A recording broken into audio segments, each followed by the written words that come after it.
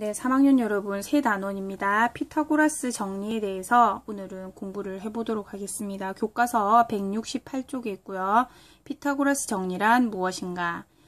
피타고라스 학파가 예전에 이제 알아낸 정리라고 해서 이름이 피타고라스 정리가 되었습니다. 그게 무엇인가 한번 보도록 하죠. 생각 열기에 보면 이런 가로 세로가 1인 그 모는 눈금이 있는 형태라고 생각을 합시다. 그 다음에 각시는 90도인 직각삼각형 ABC에 대해서 세 변의 요 한 변으로 하는 정사각형을 이렇게 만들었습니다. P, Q, R이 전부 정사각형이에요. 빨간색 정사각형, 노란색 정사각형, 파란색 정사각형입니다.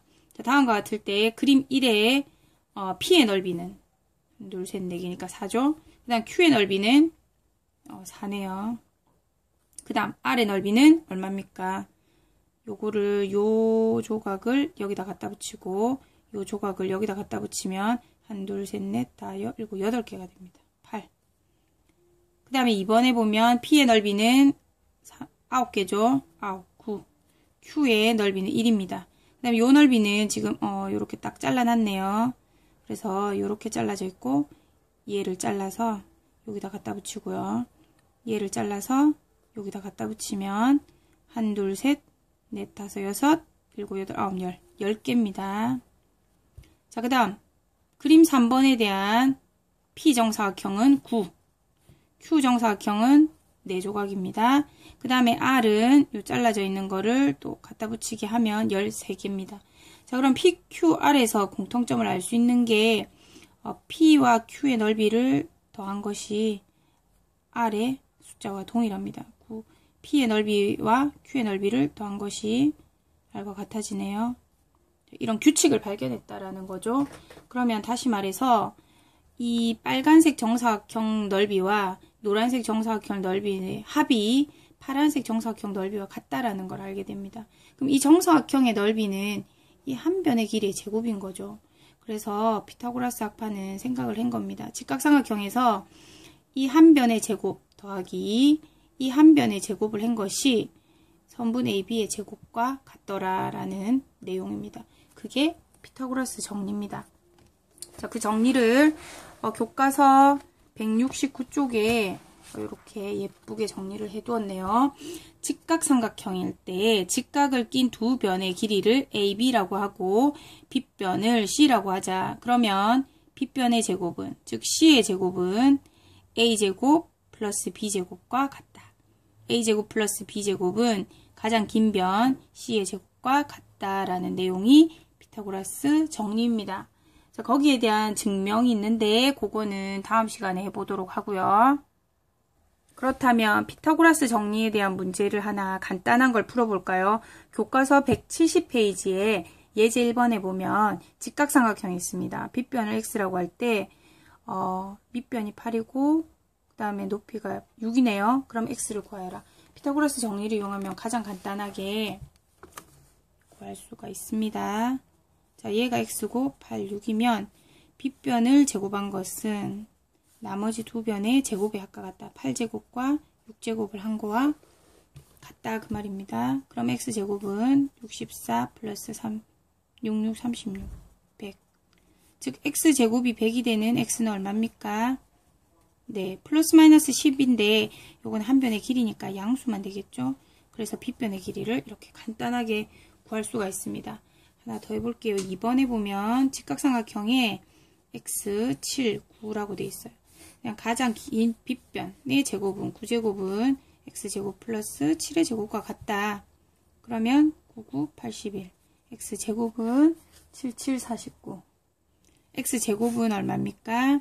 81에서 49를 빼면 32.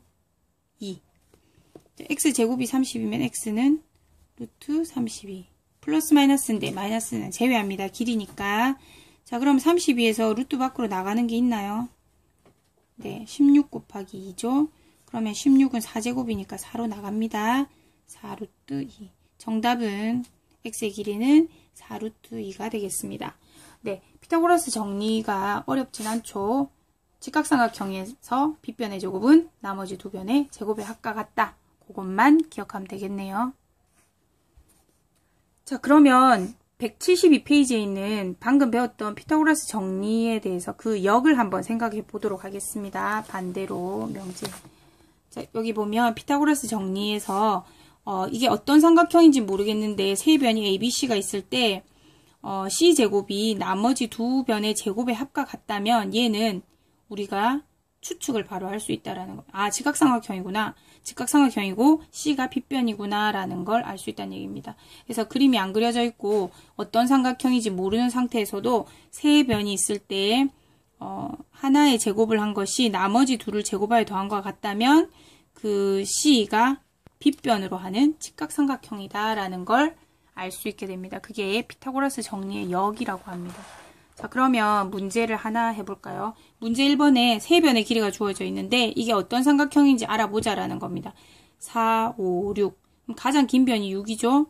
그럼 6을 제곱해 보는 겁니다. 6을 제곱해서 나머지 둘의 제곱의 합과 같으면 직각삼각형인 거예요. 아니면 직각삼각형이 아닌 거죠. 36은 16 플러스 5, 25. 다르네요. 직각삼각형 아닙니다. 그러면 직각삼각형이 아니고 이쪽이 더 크네요. 요 가장 작은 변이. 네. 그 다음 요거를 또 제곱해서 해봐야 되겠죠? 요거를 한번 해보고 요것도 해보고 요거 한번